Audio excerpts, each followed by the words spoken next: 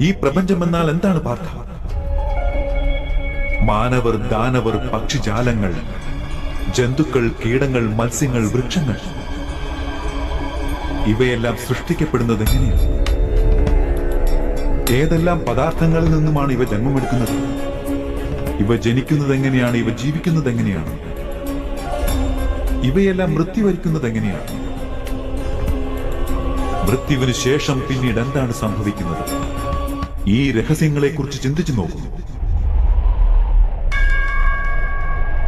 മനുഷ്യന്റെ ദേഹം മണ്ണുകൊണ്ട് നിർമ്മിതമാണ് വാസുദേവ.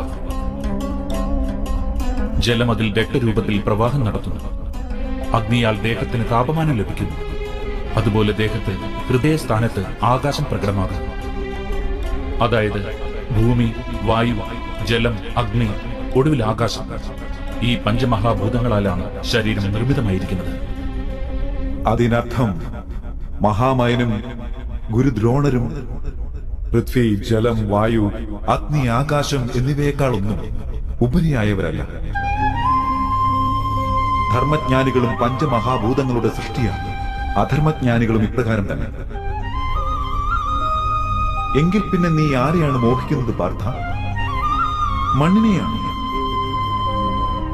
എന്നാൽ വാസുദേവ, മണ്ണുകൊണ്ട് നിർമ്മിതമായ ഈ ദേഹത്താൽ തന്നെയാണല്ലോ മനുഷ്യൻ മറ്റൊരു വ്യക്തിയെ പരിചയപ്പെടുന്നത്. എല്ലാ ബന്ധങ്ങളും ഈ മണ്ണുകൊണ്ടുള്ള ശരീരം കൊണ്ട് തന്നെയല്ലേ? അങ്ങനെയല്ല പാർത്ഥ. നീ പറഞ്ഞത് സത്യമാണെങ്കിൽ മൃത്യുവിന് ശേഷം നാം ദേഹത്തെ നശിപ്പിക്കുന്നത് എന്തിനു വേണ്ടിയാണ് പാർത്ഥ?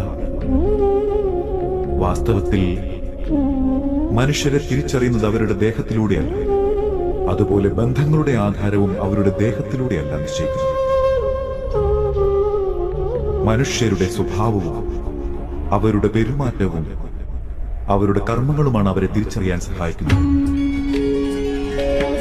ഈ സ്വഭാവവും പെരുമാറ്റവും പ്രവൃത്തികളും എങ്ങനെ നിർമ്മിക്കപ്പെട്ടുവെന്ന് നീ ആദ്യം മനസ്സിലാക്കണം പാർത്ഥ.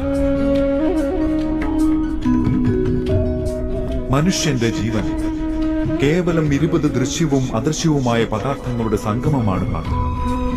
എന്നാൽ പലപ്പോഴും ഓരോ മനുഷ്യന്റെയും സ്വഭാവവും പ്രവൃത്തികളും വ്യത്യസ്തമാണെന്നും പ്രതീതമാകുന്നു. അതിനുള്ള കാരണം സൃഷ്ടിയിലെ 3 ഗുണങ്ങളാണ്. തമോ ഗുണം, രജോ ഗുണം, മൂന്നാമതായി സത്വഗുണം. ഈ 3 ഗുണങ്ങളും എന്താണ് മാധവ?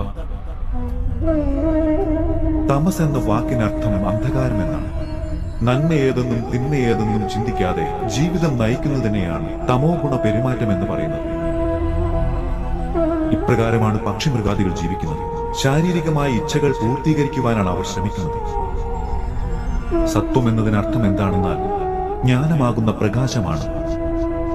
ഒരു വ്യക്തി എല്ലാ പരിതസ്ഥിതിയിലും സത്യവും ധർമ്മവും പാരമ്പര്യവുമെല്ലാം ചിന്തിച്ചുകൊണ്ട് പെരുമാറുകയാണെങ്കിൽ അതിനെയാണ് സാത്വിക ജീവിതം എന്ന് പറയുന്നത്.